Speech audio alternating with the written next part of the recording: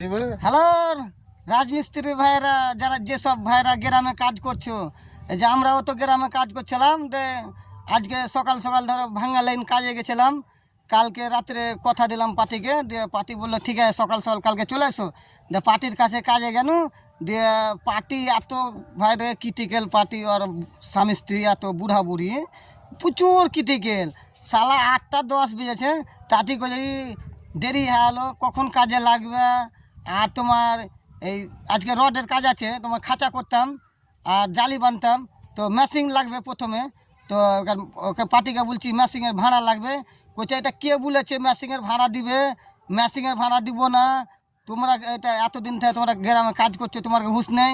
Machine ফ্রিতে দিতে হয়, এটা বলো তো জি, কেউ মেশিন ফ্রিতে দিবে জি ভাইজি? বলো তো।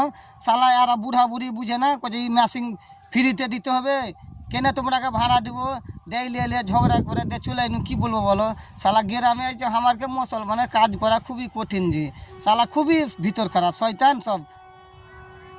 এবারে পার্টি তোলা পার্টির মতন, এবারে দুনিয়ার বোকা চোদ। এদের দেখো, এদের যন্ত্র ঘুরিয়ে নিয়ে যাই, দেখো দেখো ভাইরা, এই যে দেখো, এই যে সাইকেলে দেখো কড়াই, এই যে ব্যাগ, এই যে আমাদের সেলিম ভাই গেলছিল